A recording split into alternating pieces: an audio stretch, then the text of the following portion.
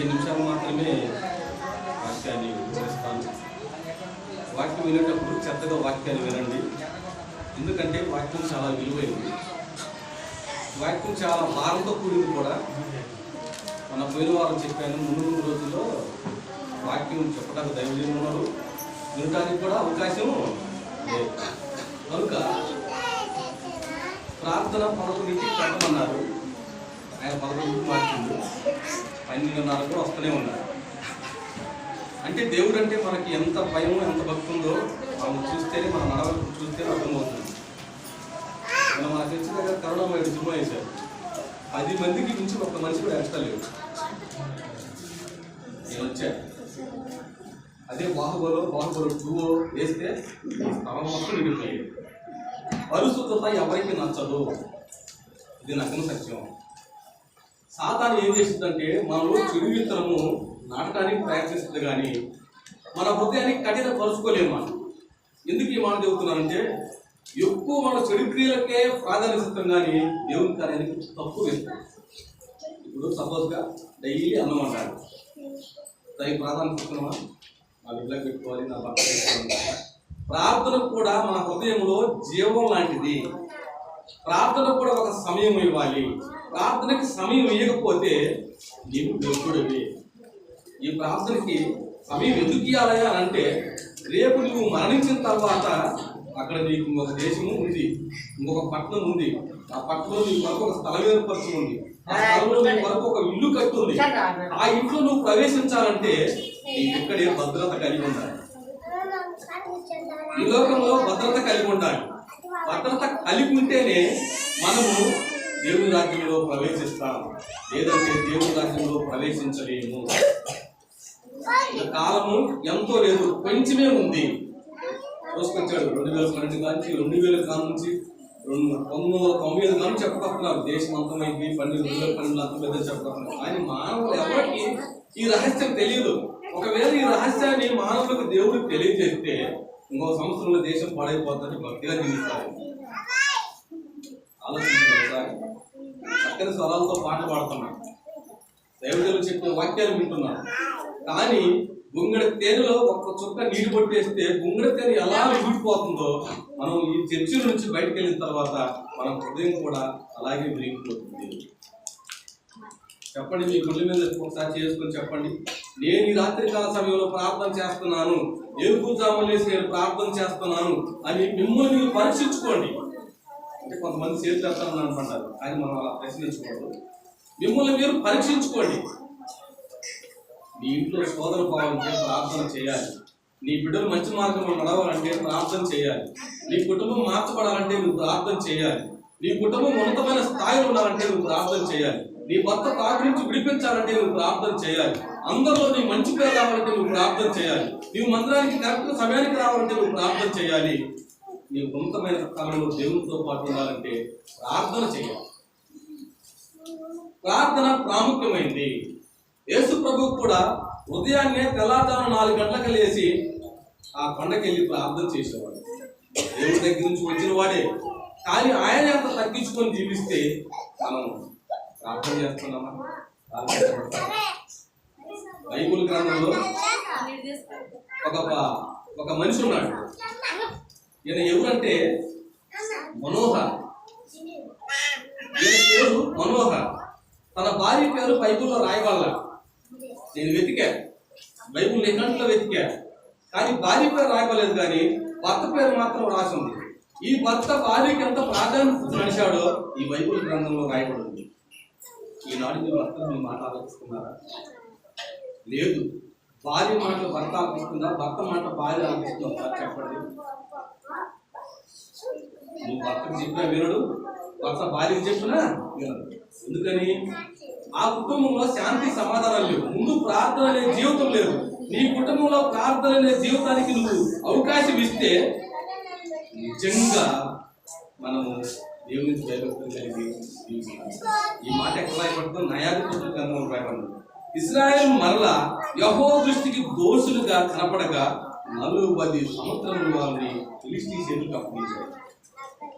ఎందుకు అప్పగించాడు? మళ్ళీ ఈ ప్రజలు నేను ఎంత బోధించినాను, నా ప్రజలను ఎంతగా మార్చునని ప్రయత్నించినా వినట్లేదు కనుక మళ్ళీ ఫిలిష్తీయుల చేతికి ఆ కాలంలో అక్కడ ఉంటారంటే ఆ కాలంలో తాను వంశస్థుడైన చోర్య ప్రశ్నస్తుడైన మనోహాను ఒకడు ఉండేది. ఇతడు తన భార్య మాట వినేవాడు, భార్య ఏం చెప్తే అది వినేవాడు. ఎందుకంటే భార్య మహాభక్తిపరురాలు, నీతిమంతురాలు, యథార్థవంతురాలు. ఒక రోజు ఈమె పొలంలోనికి వెళ్ళి ఆ పొలంలో పనిచేస్తుండగా ఆమె దగ్గరకు ఒక దేవుని దూత దిగి వచ్చింది. ఆమె దగ్గరికి ఆమె దేవుని దూతను దిగి వచ్చి ఆమెతో కొన్ని మాటలు ఆ దేవుని దూత మాట్లాడిన తర్వాత ఇంటికి వెళ్ళి భర్తతో చెప్పింది. ఏమని భర్తతో చెప్పిందంటే, అయ్యా ఈ రోజు నా దగ్గరికి ఒక మనిషికి వచ్చారు, ఆయన ముఖము చాలా భీకరంగా ఉంది, దేవుని దూతని పోలి ఉన్నాడని చెప్పేసి భర్తతో చెప్పింది. అదే మనం మీరైతే ఏమా ఆ దేవుని దూత నీకే కనపడ్డా, నీకే చెప్పాడా అని చెప్పేసి మనం తిరస్కరించేవాళ్ళం. అయితే భార్య మాట నమ్మి మనోహ మోకరించి ప్రార్థన చేశాడు. ఏమని ప్రార్థన చేసిందంటే, ఓ దేవా, ఓ ప్రభువా, ఇదిగో నా భార్యకు ప్రత్యక్షమైన దైవజనుడు అన్నాడు.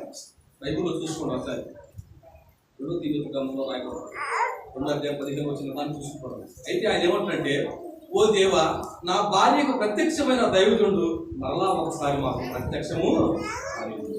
ఎందుకు ఈ మాట అడిగిండు, ఎందుకు ప్రార్థన చేసిండు? కుటుంబంలో భర్తను ప్రార్థన చేయని కుటుంబాలు ఎన్నో నాశనం అయిపోయినాయి. ఆలోచించండి ఒకసారి. అయితే ఈ మనోహ ఏం చేశాడంటే భార్య మాట విన్నాడు. విని ప్రార్థన చేసిన తర్వాత మరలా ఈ పొలానికి వెళ్ళి ఆ పొలంలో పనిచేస్తుండగా మళ్ళీ దేవుని దూత ప్రత్యక్షమయ్యేసరికి ఆమె ఏం చేసిందంటే, అయ్యా నువ్వు ఎక్కడే ఉందని చెప్పేసి పరుగుని ఇంటికి ఊరికొచ్చి తన భర్త చెప్పింది, అయ్యా నాకు కనపడ్డ దేవుడు మళ్ళా మన పొలంలోకి వచ్చాడని చెప్తే భార్య కాడికి ముందే పరుగు చేసింది. తన భార్య కాడికి ముందే పొలంలోకి వెళ్ళి తన ముందు గోపరించి, అయ్యా మాకు జరగబోయే కార్యం ఏంటి, నువ్వు మా పట్ల చూపే దయ ఏంటి, ఒకవేళ మాకు బిడ్డనిస్తే మేము ఏ విధంగా పెంచాలి మాకు నేర్పించమని మోకాలు కనివేసి దేవుని దగ్గర మొదలు తీశాడు. అంటే వేడుకున్నాడు. మనమైతే ఆ విధంగా చేస్తున్నామా? ఆలోచించండి. మనమైతే ఆ విధంగా ప్రార్థిస్తున్నాము. ఒకవేళ నా భార్య నాకు చెప్తే నేను వింటున్నానా? లేదు, నా భార్యకి నేను చెప్తే నా భార్య వింటుందా? ఎందుకంటే మనలో దైవత్వం లేదు, ముందు దేవునికి ప్రాధాన్యత ఇవ్వట్లేదు, దేవుని ఎందుకు భయభక్తులు కలిగి జీవించట్లేదు. తెలివి కలుపుడు బైబిల్ రాయబడు, గుణవత్తైన భార్య దొరుకుట అది అంటే ఎక్కడో 100లో ఒకరు, కోటిలో ఒకరు చెప్పేసి గుణవత్తైన భార్య దొరుకుట అవుతాను.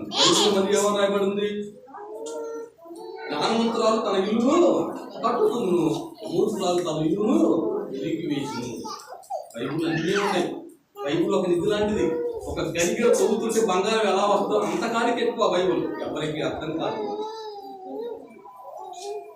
దేవుడు ప్రత్యక్షత, దేవుని మోకాలు గురించి కన్నీరు గురించి ప్రార్థన చేస్తేనే మనకి పని ప్రత్యక్ష. అయితే ఆ వేడుకున్న తర్వాత ఇంటికి వచ్చారు. ఈ దేవుడు అక్కడ ముందు వడ్రాలు వెళ్ళి చాలాలేదు కానీ వీళ్ళకి గర్భం మాత్రం ఆ దేవుడు వచ్చి చెప్పిపోయిన తర్వాత ఈమె గర్భపడిపోయి ఒక కుమారుడు కలిగింది. ఆయనే సాంసోను. ఏనండి, ఇజ్రాయెల్ జనాన్ని మొత్తం ఫిలిష్తీయుల చేతిలో నాశనం అయిపోతుంటే వీళ్ళు చేసిన ప్రార్థనలు విని మనోహాన్ని వేరుపరుచుకొని మనోహాన్ని ఒక కుమారుని పుట్టితే కుమారుడు మాత్రము సాతాను క్రియలకు లొంగి సాతానుకు లోబడి వస్తుడైపోయినట్టుగా మనం తల్లి ఏమని చెప్పిందంటే, నాయన ఎంతవైపు అంత వయసు వచ్చిన తర్వాత నాయన ఈ నలుదిక్కులో ప్రతి దిక్కుకు వెళ్ళు కానీ తిరునాథ్ మాత్రం వెళ్ళొద్దు నాయన, నువ్వు ఆ తిరునాథ్ మాకు విరోధమైంది, మనం దేవుని ఆరాధించి బిడ్డలము, వాళ్ళు దేవుని ఆరాధించి బిడ్డలు కాదని చెప్పేసి వేడుకుంటే ఈ సాంసోను ఏం చేశాడో తెలుసా? మరలాంటే అక్కడికి వెళ్ళిన తర్వాత చూశాడు, ఆ రాజ్యాన్ని చూశాడు, తిరిగి వచ్చాడు, మరలా పోయిన తర్వాత ఆ రాజా సింహాసనం మీద కూర్చొని ఎవరైతే ఈ వెయ్యిమనులు ఒట్టు స్తంభాన్ని ఎత్తి భూమి మీద నిలేస్తారో వారికి నా రాజకుమార్ తిరుగుతారని చెప్పేసి చేసినప్పుడు ఈ ఫిలిష్తీయుల పోయి నిలబడ్డాడు సాంసోను. ఈ ఫిలిష్తీయుల మధ్యలో నిలబడి చూశాడు. సాంసోను అంటే బంగారు ఛాయ గలవాడు, ఎందు రేకులు బంగారు రేకులు ఎలా ఉంటే అలా ఉన్నాడు, అందరూ తిరిగి ఉండేవాడు, వాళ్ళ నిలబడ్డాడు. ఆ ఫిలిష్తీయుల రాజులు మొత్తం కూడా దాన్ని ఎత్తుకున్నారు, పోతున్నారు. 1000 మనువులు అంటే ఒక మనువు అంటే 1000 కేజీలు అని. 1000 మనువులు ఆలోచించండి, 10,000 కేజీలు లాకుంటుంది. అయితే అక్కడికి వెళ్ళిన తర్వాత అందరూ అందరూ పట్టుకుంటున్నారు, వాటేసుకుంటారు. ఎవరికి సాంసోను చూశాడు. ఆవుతిని వెళ్ళాడు. తన వెంట్రుకల మొత్తాన్ని విరజుముకొని వెళ్ళి ఎత్తి ఆవుతిని నేల లోతును ఎరకపోయింది. వెళ్ళిపోయాడు. మొత్తం వాళ్ళ దగ్గర ఉండకుండా వెళ్ళిపోయాడు. తన రాజ్యానికి వచ్చిన తర్వాత ఇంటికి వచ్చిన తర్వాత తల్లి భోజనం పెడితే తల్లిదండ్రులు కూర్చొని చెప్తున్నా, నేను ఇవాళ అక్కడ ఒక రాత్రి ఉదయం ప్రార్థిస్తే ఆ 1000 మనులు ఉప్పు స్తంభాన్ని నేను వెక్కానని చెప్పేసి తల్లికి చెప్పినప్పుడు తల్లి ఆ రోజే గద్దిస్తే అక్కడికి వెళ్ళడేమో. తండ్రి గద్ది అక్కడ నేను ఆ కుమార్తెని పెళ్లి చేసుకున్నట్టే తల్లిదండ్రులు కూడా బయలుదేరారు. తిన్నారు సాంసోన్తో మాట్లాడారు. సాంసోన్ వెనక ఈ తెల్లబడి చూసిన 2 గడ్డి పీసులు తిప్పుకొని ఆడుకుంటూ వెళ్తుంటే తల్లిదండ్రులు ముందున్నారు. ఒక సింహం, పెద్ద సింహం వాళ్ళని తినాలని వెనుక పడ్డప్పుడు తల్లిదండ్రులకు తెలియకుండానే దాన్ని ముందుగా చీల్చేశాడు. అంత పరాజు దాన్ని చీల్చేసి, అయ్యా నాయన ఏంటి వెనకేదో మాకేదో శబ్దం వచ్చిందంటే ఏం లేదు నాయన మీరు బయలుదేరాలని చెప్పేసి వెళ్ళి అక్కడ పెళ్లి చేసుకున్న తర్వాత ఇజ్రాయేలు సంగతి తెలిసిన తర్వాత మరి ఇంటికి వచ్చిన తర్వాత ఇతను రాలేదన్న సంగతి తెలిసి సాంసోను స్నేహితుడైన మనకి ఇచ్చి చేస్తారు. పాపడి పోయి అసలు ఆ దేశాన్ని నాశనం చేసినప్పుడు ఫిలిష్తీయుల చేతిలో అక్కడ ఆత్మఘాతానికి ప్రారంభం. డెలీలని వాళ్ళ శరీర మాయలో పడిపోయి శరీర మధ్యలో మరి మనోహ ఎంత ప్రార్థనాపరుడు, మనోహ వారి ఎంత ప్రార్థనా పదాలు, తన యెహోవా ద్వారా పుట్టిన కుమారుడు ఏ విధంగా చెప్పండి. ఏవేలు భక్తిపరుడే, ఏవేలు కుమారుడు చనిపోయారు. దావీదు భక్తిపరుడే, దావీదు కుమారులు చనిపోయారు. ఎందుకని నీ బిడ్డకు నువ్వు బోధిస్తున్నావా? నీ బిడ్డకు ప్రార్థన గురించి చెబుతున్నావా? నీ బిడ్డను మోకరించమని చెబుతున్నావా? మనం ప్రార్థన చేస్తుంటే మన పిల్లలు అటు ఇటు అల్లరి తెలుస్తుంటే కాదు ఆయన ప్రార్థనలో కూర్చోమని గర్దిస్తున్నావా? గర్దిస్తే ఎందుకు తెలుసా? ఒక తల్లిదండ్రులు ఇద్దరు ముసలి బుద్ధిలోకి వచ్చిన తర్వాత తన భార్య చనిపోయిన తర్వాత భర్త డ్యూటీకి వెళ్తున్నట. భార్య కుక్కకి అన్నం పెట్టిందంట, రబ్బర్ పెట్టినప్పుడు అదే పల్లెని కడగకుండా తన మామ వేసి పెట్టింది. ఈ స్కూల్కి వచ్చే పిల్లగాడు ఇవన్నీ చూద్దాం. ఆ కర్రను ఒక మూల పెట్టుకొని ఈ మామ ఏందమ్మా పచ్చదేసి మంచి కూర పోయినప్పుడు ఆ కర్రతో కొట్టేదా. ఒకరోజు ఆ ప్లేటు కనపడాల, ఈ కర్ర కనపడ. ఇద్దరు అడుక్కుంటా ఉన్నారు. మా భర్త ఉద్యోగం ఇచ్చినాకనే ఏమయ్యా మీ నాన్న పడతానని చెప్పేసి కర్ర దాచి పెట్టువా, కుక్కకే చెప్పాలి నాన్న పెడతానని చెప్పేసి ప్లేటు దాచి పెట్టువా, మీ నాన్న మీద అంత ప్రేమ అంత మక్కువ అంటే పిల్లగాడు స్కూల్ నుంచి వచ్చాడు. నానా మమ్మీ ఏం దాచుకుంటానంటే, అయ్యా ఇక్కడ పెట్టి కర్ర పోయిందంట, ఇక్కడ పెట్టి ప్లేట్ పోయిందంటే నేను వాటిని నేనే దాచిపెట్టాను. ఎందుకు నైనా దాచిపెట్టినంటే, అమ్మా రేపు నేను మిమ్మల్ని పట్టడానికి కర్ర కావాలి, మీకు భోజనం పెట్టడానికి కుక్క తినే పని మళ్ళీ నాకు దొరకదని చెప్పేసి సూత్రము. తన తల్లి కలు తెలుసుకున్న తర్వాత తల్లిదండ్రులు ఏ పని అయితే చేస్తారో ఆ పని బిడ్డలు ఇంకా బైబిల్ గ్రంథంలో మాట్లాడబడదు. మోసపోవుడి దేవుడు వెక్కిరించబడడు. ఆలోచించడమ్మా, మోసపోవుడి దేవుడు వెక్కిరించబడడు. మనిషి ఏమి విత్తుతాడో అదే తప్పకుండా పోస్తాడు. ఇక్కడ నిలబడి నేను భక్తి పరులు అనిపించుకోవచ్చు ఈ భూలోకంలో, లేక కూర్చున్న మీరు భక్తి పరులు అనిపించుకోవచ్చు. నీవు మరణం తర్వాత నీ భక్తి ఎంతో అక్కడ అర్థమవుతుంది. నీవు మరణించిన తర్వాత నువ్వు నీతిమంతురాలు, నువ్వు జ్ఞానవంతురాలు, నువ్వు నీతిమంతురాలు కాదు అక్కడ చేర్చబడుతుంది. తీర్మానంలో జరిగింది. దేవుని ఎదుట యోగుడిగాను సిగ్గుపడనక్కర్లేని పరివారి వారికి సత్యవాక్యము సరిగా ఉపదేశించడానికి ఇది నువ్వు జాగ్రత్త పరుచుకోమని మరి ఎవరు హేతులుగా ఉన్నారు, ఎవరు భక్తిపరులుగా ఉన్నారు, ఎవరు సిగ్గుపడనక్కర్లేని పరివారు ఉన్నారు. ఆ దేశంలో అప్పుడు నెబుకద్నెజరు పాలిస్తున్నట్ట. నెబుకద్నెజరు పాలిస్తుంటే తను చెప్పిందే వేదం అనుకున్నానంట. నేను చేసేదే మంచి పని అనుకొని ఈ యెహోవాను ఆరాధించడానికి అసలు మానేయాలి, జనాలు పంపించకూడదని ఒక మైదానంలో, గురాయి మైదానంలో ఒక బంగారు పనిని తయారు చేసి అక్కడ నిలబెట్టి తన పరివారంతో ఈ రాతి బొమ్మకి మొక్కాలని చెప్పేసి సాటి పేరు డబ్బు ఎక్కిస్తే అందరూ వచ్చి మొక్కారు. అక్కడికి వచ్చి అందరూ వచ్చి మొక్కారు కానీ అందరూ మాత్రం మొక్కలేదు. వారు ఎవరంటే ఈయన దేవుని ఎదుట వివేకమైన వారు, దేవుని పనులు సిగ్గుపడిన వారు, సత్యవాక్యంలో సరిగా ఆ దేశానికి తెలిపిన వారు, దేవుని జాగ్రత్త పడేవాడు. మీరే షడ్రక్ మేషక్ అబేద్నెగో ఈ ముగ్గురు దేవునికి ఆ ప్రజలకు మొక్కపోతే, అయ్యా నీ దగ్గర పనిచేసే వాళ్ళే, నీవు ఇచ్చే డబ్బులతో పట్టగడుపుకునే వాళ్ళే, కానీ వాళ్ళు మాత్రము ఈ నోరులే రాజభవనం మేము మొక్కమన్నారంటే వాపడి రౌతుడి ఏమంటే మీరు వాళ్ళని నా దగ్గర తీసుకురండి పంపించినప్పుడు వాళ్ళు ముగ్గురు కూడా ఆ గదిలో మోకరించి ఆకాశం వైపు చేసి ప్రార్థన చేస్తున్నారు. ప్రార్థన అయిపోయిన తర్వాత రాజుగారు మిమ్మల్ని తీసుకురమ్మన్నాడని చెప్పేసి తీసుకొని వచ్చిన తర్వాత అలాంటి లెక్కన రాజుగారు కూడా ఇదే చెప్తూ ఉన్నారు. ఏమి షడ్రక్ మేషక్ అబేద్నెగోలు నేను చేసిన ఈ బంగారు పట్టుకు మీరు ఎందుకు నమస్కారం చేయలేదంటే, ఆ నోరు లేని బొమ్మకు మాత్రం నేను నమస్కారము చెయ్యము. మేము పూజించే దేవుడు రాయి కాదు, రత్త కాదు, గుట్ట కాదు, చెట్టు కాదు, మాట్లాడే దేవుడు, సజీవుడైన దేవుడు. ఒకవేళ మీరు శిక్షించిన నా దేవుడు వచ్చి మమ్మల్ని కాపాడకపోయినా మేము ఆ నోరు మీద బొమ్మకు మాత్రం మేము అప్పుడు అంటున్నాడు కాదు, ఇదిగో అగ్ని చూసారా, ఇప్పుడు ఒక వంతేది 7 వంతలుగా రెడ్ చేసి దాంట్లో మిమ్మల్ని వేస్తామంటే మమ్మల్ని వేసినను. అప్పుడు 6 వెళ్ళి ఈడ్చుకొని వచ్చి తీసుకెళ్లి ఆ అగ్నిగుండంలో పడవేసినప్పుడు ఈ షడ్రక్ మేషక్ పట్టుకొని చచ్చిపోయారు. ఆ వేడికి ముందే ఇలా బాధ చేసినప్పుడు ఇలాగ తెల్లగొట్టు చేసుకొని ముగ్గురు నిలబడుంటే వాళ్ళ మధ్య ఒక వ్యక్తి తిరుగుతూ ఉన్నాడు. వాళ్ళ మధ్యలో ఒక వ్యక్తి తిరుగుతూ ఉంటే అప్పుడు ఇది రాదంటున్నాడు, ఓ పతాంలారా మీరు అగ్నిగుండం వేసింది ఎంతమందిని? అయ్యా మేము వేసింది ముగ్గురిని. మరి వాళ్ళ మధ్యలో తిరుగుతున్న 4వ వ్యక్తి ఎవరు?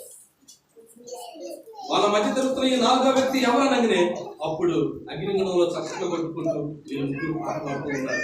ఎవరు పాట పాడుతున్నారంటే, రాజుల రాజుల రాజు సియోను మహారాజు పైనున్న యెరూషలేము మాతృగము సియోను రాజు మా యేసు పైనున్న యెరూషలేము మాతృగము రాజుల రాజుల రాజు సియోను మహారాజు తండ్రి నుండి మమ్ము పిలిచి తల్లి గర్భము నుండి వేరు చేసి అని అగ్నిగుండంలో పాట పాడుతుంటే అప్పుడు అంటున్నాడు, రాజు అగ్నిగుండంలో చూసినప్పుడు ఈ ముగ్గురితో పాటు కూడా ఒక వ్యక్తి ఉంటుంటే తన కళ్ళలో ఉన్న కావరం మొత్తం తగ్గిపోయేప్పుడు అంటున్నాడు, ఓ జీవం గల దేవుని కుమారులారా మీరు బయటికి రండి అని పిలిచినప్పుడు షడ్రక్ మేషక్ అబేద్నెగోలు ముగ్గురు బయటకు వచ్చినప్పుడు కనీసం వెంట్రుకైనా వాడిపోలేదు, సొక్కైనను కాలిపోలేదు.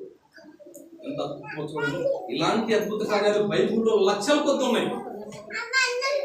మనకు తెలిసిన వాళ్ళు ఇంతవరకే అజర్య ఉండు, అహర్య ఉండు, అతల్య ఉంది, అరారా ఉండు, అజర్య ఉన్నాడు, ఎంతమంది ఉన్నారు పుస్తకంలో ఉన్నారో తెలుసా? అలా ఉన్నారు బైబిల్. అయితే బయటకు వచ్చిన దగ్గర అంటుంది, అప్పుడు అంటుంది, ఓ జీవన దేవుడు కుమారుడా మీరు ప్రార్థించే దేవుడు, మీరు పూజించే దేవుడు ఎంత శక్తి గలవాడా, ఎంత ప్రేమ స్వరూపా అని అడుగుతుంటే అప్పుడు అంటుంది మళ్ళీ, ఇదిగో సజీవుడైన దేవుడు యెహోవా ఒక్కడే, ఈ దేశం మొత్తం కూడా యెహోవాని ప్రార్థించండి అన్నారు.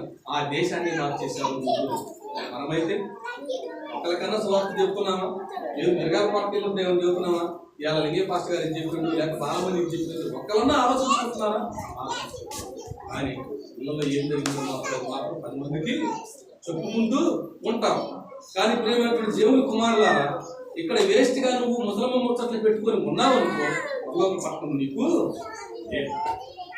నీవు ఎప్పుడైతే దేవుని ఆరాధించి ప్రార్థన జీవితం గడుపుతావో నీ మీదకి ఎన్ని నిందలు వచ్చినను నీ నుంచి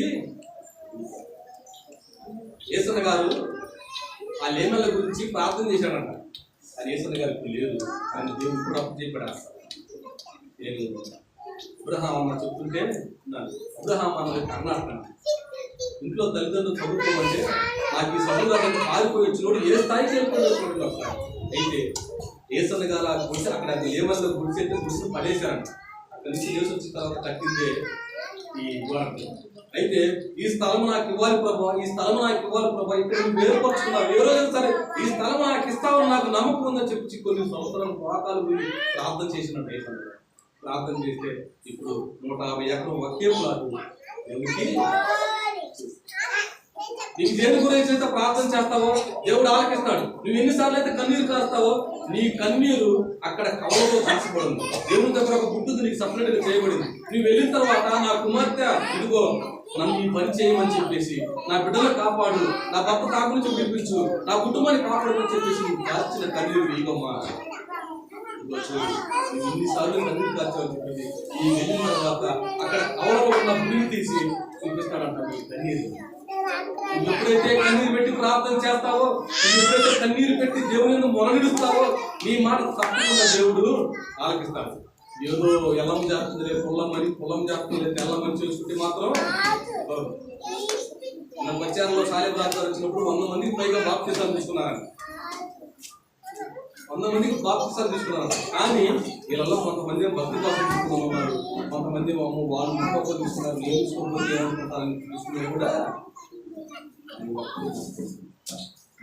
జాగ్రత్త పరుచుకోవాలి. ఎలా జాగ్రత్త పరుచుకోవాలి? యేసుప్రభు అరణ్యంలో ఉన్నాడంటే నమ్మబాకండి.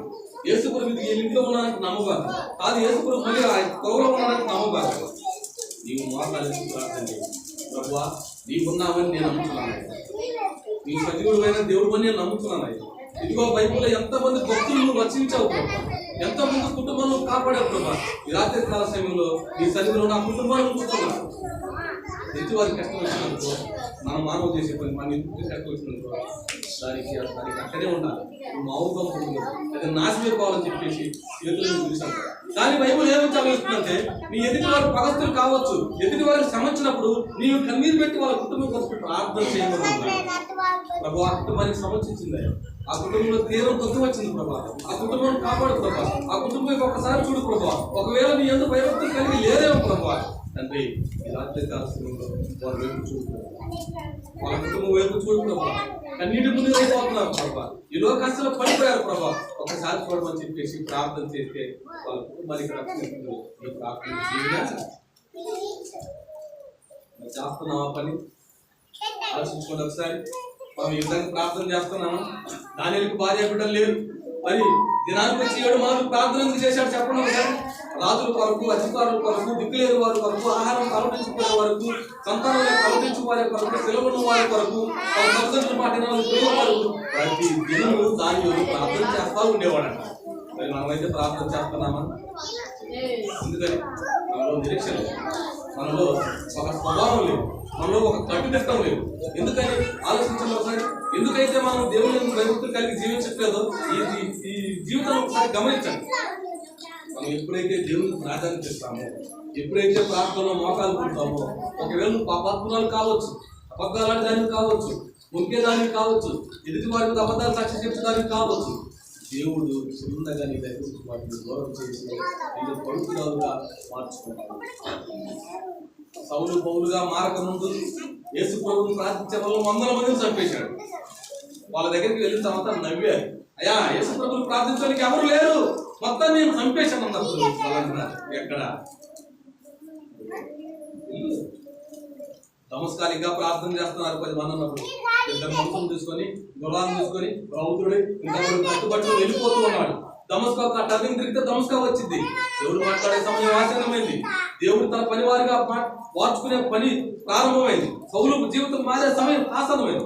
అఖండమైన వెలుగు అతని మీద ఒక్కసారిగా కళ్ళు వెలుగు చూసి కింద పడిపోయాడు. ఇంకా కళ్ళు కనపడినప్పుడు ఇప్పుడు ఆ వెలుతులో నుంచి ఒక స్వరం వినపడుతుంది.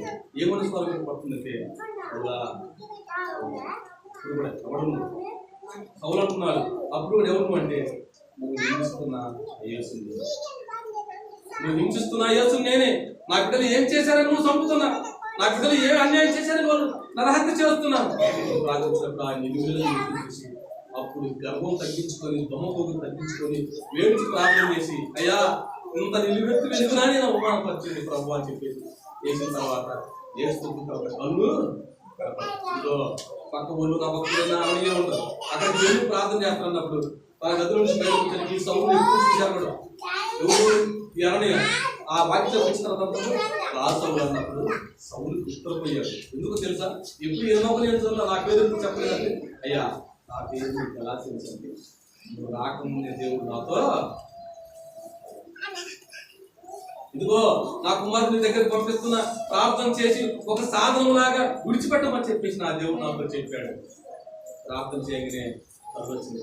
ఇద్దరి దగ్గరికి వచ్చి బోధిస్తుంటే ఈడెవరో మళ్ళీ టెండు మార్చి దేవుడు చేస్తాడు, నిన్న దాకా దేవుని పిల్లలు చంపేసిన వాడు దేవుడి గురించి బోధిస్తున్నాడా ఏందని చెప్పేసి అన్నప్పుడు ఎవరో ఈడేలా ఉండి మన పట్ల నుండి మళ్ళీ దేవుని వైపు చెప్పేసి గులకరాలు పొగట్లు పేర్చి మా గులకరాలను తెలుసుగా మా పనులు కూర్చుంది పోతు వాటిని రోడ్డు మీద పేర్చి 2 గుర్రాలు కట్టేసి సౌలు పీడిస్తే ఒక 2 కిలోమీటర్ దూరం పూడితే ఎముక తప్ప కండి ఎక్కడ అనుకుందా? అదే చిత్రహింస నీ బిడ్డ ప్రార్థన చేయవు, చర్చికి రావు, మందిరానికి రావు, ఏమైపోతావో కూడా తెలియదు.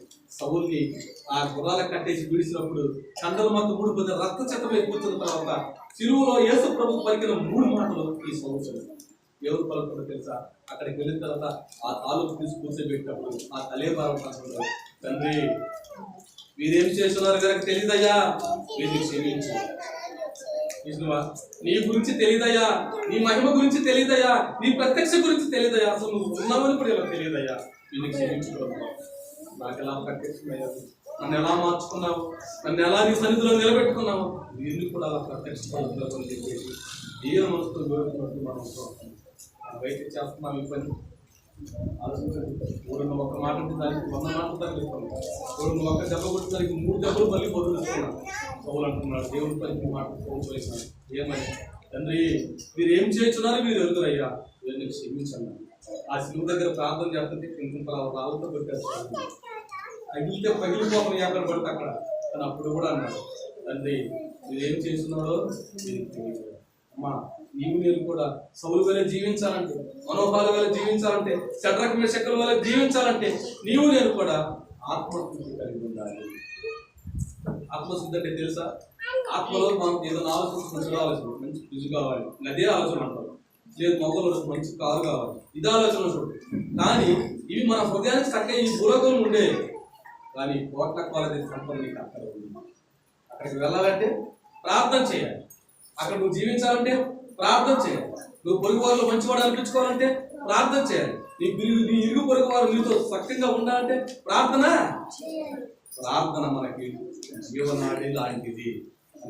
సహోదరి ఈ మధ్యాహ్న కాల సమయంలో నేను చెప్తుంది నా సొంత మాటలేదా, దేవుని మాట.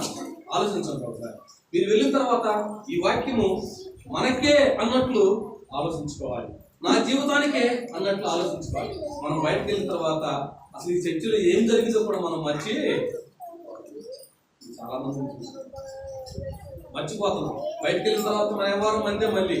కనుక నా ప్రేమైనటువంటి సహోదరులారా, మనం ముందు ప్రార్థన నేర్చుకోవాలి, దేవునితో సహవాసం నేర్చుకోవాలి, దేవునితో కలిసి ఉండడం నేర్చుకోవాలి. ఎదుటి వారికి నిన్న నీకేం బాధలేదు, యేసు ప్రభువు అన్నాడు. చూసారు మన కరుణమైన సినిమా, అక్కడ తీసుకెళ్ళి ఏమయ్యా నువ్వు యూదులు రాజు అంటగా అంటే ఆయన అన్నట్టు అంటే నేను రాజునే గుద్దులు గుద్దారు, మగాను గుద్దేశారు. నీకు వచ్చే అవమానం ఒకటే, చెప్పండి ఒకసారి. ఏమా నీకు వచ్చే అవమానం ఒకటే, మన క్రీస్తునే నిందించారు, మన క్రీస్తునే అవమానపరిచారు, మన క్రీస్తునే కొట్టారు. మరి అంతా చెప్పండి ఒకసారి. ఒక్కొక్కరు బైబిల్ పట్టుకుని వస్తుంటే అన్నయ్య నేను ప్రార్థన పడుతుంటే నన్ను చూసి నవ్వుతున్నాను అన్నయ్య, చాలా ఉన్నది నవ్వని అమ్మ. నువ్వు వచ్చేది సినిమా హాల్ కాదు, నువ్వు వచ్చేది దేవుని మందిరానికి, నువ్వు వచ్చేది సరసాలు చేయడానికి కాదు, నువ్వు వచ్చేది సరసమైన మాట తినడానికి దేవుని మందిరానికి వస్తున్నావు. నువ్వు సిగ్గుపడాలి. ఒకరోజు ఆ కుటుంబంలో పడే వేదనకి నిన్నే తెలుసమ్మా, నా కుటుంబం పాపంలో పడుతుంది, నా కుటుంబం వేదంలో ఉన్నమ్మా, నువ్వు వచ్చి ప్రార్థన చేయాలని చెప్పి నీ దగ్గరికి వచ్చాను అని దేవుడు ఆలోచించరు ఒకసారి. నిన్ను నీ మీద నిందలేసిన వాళ్ళే, నువ్వు అహంకారివి, నువ్వు వ్యభిచారివి, నువ్వు దొంగ చేసేదానివి, నువ్వు మాయదానివి అన్నోళ్ళే మా ఇంటికి వచ్చి ఒకసారి ప్రార్థన చేస్తావు. నువ్వు ఇంటికి వచ్చి మా ఇంటికి వచ్చి ఒకసారి ప్రార్థన చేస్తామా, మా ఇంట్లో ఉన్న సమస్యలు తొలగిపోతే మరి దేవుడు మళ్ళా నీ దగ్గరకు. ఎందుకో తెలుసా, దేవుడు అంత మహిమ గలవాడు. ఆలోచించరు. హైదరాబాద్లో జరిగిన సంగతి మీకు చెప్పాను, గుర్తుందా? తన భర్త నరహత్య చేసేవాడు. అంటే వీళ్ళు ముస్లిమ్స్. నేను ముగిస్తాను, ఇంకా చాలా సమయం అయింది. అయితే షార్ట్కట్లో చెప్పేస్తాను.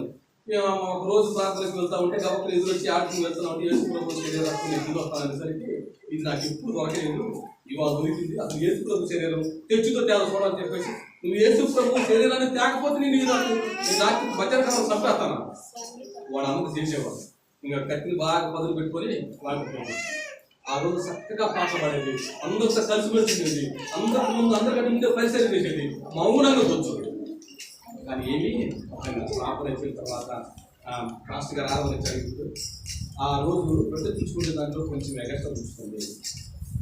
అదేంటంటే సగం చేతిలో పెట్టుకోవచ్చు, నీరు ముందు అయిపోతుంది. అప్పుడు ప్రార్థన మొత్తం అయిపోయిన తర్వాత మాస్టర్ గారు అండి, అమ్మా ఏంటి ఇవాళ అంత బాధగా ఉండేది, రోజంతా హుషారుగా ఉండేదాన్ని ఏంటంటే అప్పుడు చెప్పింది మాస్టర్ గారు, నా భర్త గురించి మీకు తెలుసు కదా, నా భర్త కోసం 15 సంవత్సరాల నుంచి ప్రార్థన చేస్తున్నాను, కానీ ఈరోజు నా మీదకే వచ్చిందన్నప్పుడు ఏందమ్మన్నప్పుడు ఈ రోజు యేసు ప్రభు శరీరాన్ని నేను చూస్తే నేను లేకపోతే నేను చంపేస్తాను అన్నాడు అని చెప్పి మాస్టర్ గారు ఉంటారుగా నలుగురు సహోదరులు వేసుకుని వెళ్ళేసరికి వాటితో కూర్చునేవాడు. వాటితో కూర్చొని వెళ్ళిన తర్వాత అక్కడికి వెళ్ళి ఆమె మోకరించి ప్రార్థన చేసుకుంటూ ఉంటే అప్పుడు అన్నాడు, ఈ యేసు ప్రభు రక్తాన్ని శరీరాన్ని నేను చూడాలి ఏమన్నప్పుడు ఒక 2 నిమిషాలు ప్రార్థన చేసుకున్న తర్వాత రాజా సూద్దుగా అని చెప్పేసి ఆమె చేయి తెచ్చేసరికి రక్తంతో నోటపడిన కండ రక్తం కాలుతూ కనిపించింది. ఇది ఎక్కడో కాదు, ఇది భూలోకంలో జరిగిందే, హైదరాబాద్ మధ్య దగ్గరలో జరిగింది ఇది.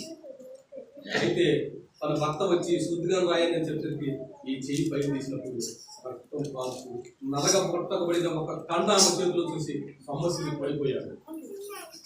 సమస్యలు పడిపోయిన ఘాట్ మీద కూడా తలబగిలి రక్తం కారిపోతుంది, కానీ దేవుడు ఆయనతో మాట్లాడుతున్నాడు. ఎందుకయ్యా నువ్వు హింసిస్తున్నావు, ఎందుకయ్యా నిందిస్తున్నావు, నీ భార్య అంత భక్తి పదాలు ఈ భూలోకంలో ఎవరు లేరు, ఎందుకు నీ భార్యని హింసిస్తున్నావు, నీ భార్య నా పట్ల భయపడుతున్నారు, నీ భార్య యోగ్యమైనది, నీ భార్య పరిశుద్ధురాలు, నీ భార్య నీతిమంతురాలని మాట్లాడినప్పుడు లేచిన తర్వాత తన భార్యను వాటిస్తుంది ఏడ్చి నేను కూడా యేసు ప్రభువును ప్రార్థించాలి, నేను కూడా మందిరానికి రావాలని చెప్పేసి బాప్తిసం తీసుకొని ఇద్దరు భార్య భర్తలు ప్రార్థన చేసినట్లు మనం చూస్తున్నాం. అది మన భర్త మార్చుకోలేమా? నీలో నీతుంటే నీ భర్త మారుతాడు, నీలో యథార్థత ఉంటే నీ కుటుంబం మారు, నీలో భక్తి ఉంటే ఈ గ్రామాన్నే మార్చుకోవచ్చు. సోపదరి సోపదర ఒకటి నువ్వు ఏం పెట్టి చూపిస్తే నీకెళ్ళి 3 వేలు చూపిస్తే గుర్తు పెట్టుకోండి ఒకసారి. ఇవాళ ప్రపంచంలో ఈ భూలోకంలో జరుగుతుంది ఇదే. కనుక నీవు నేను కూడా యథార్థం కలిగి న్యాయవంతులుగా ఈ భూలోకంలో నివసించాలంటే ఎవరు నీ గురించి ఏదో అనుకుంటారు అనుకోబాబు, వాళ్ళు నీ వెనకనే వాళ్ళు, నీ ముందు మాత్రం వాళ్ళ స్థానం నీ వెనకే, నీ ముందు మాత్రం కాదు, ముందు అనలేదు కదా. కనుక దేవునికి సమర్పించుకో. ప్రభువా అంటున్నారు, ప్రభు నా మనసు నీకు తెలుసయ్యా, నేను పాపాత్మరావు పరిశుద్ధాత్మను నీకు తెలుసుకోవాలని చెప్పేసి నువ్వు ఎప్పుడైతే మోకాలు పెట్టి ప్రార్థన చేస్తావో వారిని నీ కుటుంబానికి అర్పిస్తుంది. మన దేవుడు ఎలాంటి వాడు శత్రువులు ఎదుటే నీకు రాదు. కనుక కళ్ళు మూసుకొని నీకు ప్రార్థన చేసుకున్నాను. మహోన్నత జీవాధిపతి నీకు స్తోత్రములు నాయన, మరణమును జయించిన తండ్రి నీకు కృతజ్ఞత స్థాపకులు చెల్లిస్తున్నాం. నా తండ్రి ఇప్పుడు వచ్చిన ప్రభావ ఈ సాధనముగా మమ్మల్ని వాడుకున్నందుకు నీకు వందనములు ప్రభావ. నా నోటికి కోరగా ఉండి ప్రభావ ఈ విలువైన మాట ప్రభావ నీ బిడ్డలు తెలుసుకుంటున్నామయ్యా. సమయంలో ప్రభావ నీ బిడ్డల ప్రభావ ఇంతవరకు నా ప్రభావ ఓపికతో ఉండి నా ప్రభావ నీ మాటలు విన్నారు ప్రభావ. నా తండ్రి ఏ సమస్యతో ప్రభావ వాళ్ళు ఇక్కడికి వచ్చి ఉన్నారు ప్రభావ, మాట్లాడి తెలియదు నా ప్రభావ. నా తండ్రి పిల్లలు తల్లిదండ్రుల మాట ఆలకించట్లేదేమో ప్రభావ, పొలాలు వేసుకున్న ప్రభావ సరైన గిట్టుబాటు రాక నా ప్రభావ అప్పుడు బాధలో ఉన్నారేమో ప్రభావ. నా తండ్రి దేవస్తులు ప్రభావ పరీక్షలు రాసి వచ్చి పాస్ బాధలో ఉన్నారు ప్రభావ. కుటుంబంలో తీరని వేదనతో ఉన్నారేమో ప్రభావ, కుటుంబంలో తీరని దుఃఖంతో ఉన్నారే ప్రభావ, వాళ్ళ హృదయంలో తీరని రోగంతో ఉన్నారే ప్రభావ. అయ్యా ఈ మధ్యాహ్న కాల సమయంలో ప్రభావ నీవు మా మధ్య ఉన్నావని మేము నమ్ముకున్నామయ్యా, మాతో సంశ్లిస్తామని మేము నమ్ముతున్నాం ప్రభావ. ఇదిగో నా తండ్రి ఒక్కొక్కరిగా ప్రభావ ఇదిగో నీ బిడ్డలతో మాట్లాడుతున్నారు ప్రభావ. అయ్యా ప్రార్థన చేస్తున్నారు ప్రభావ.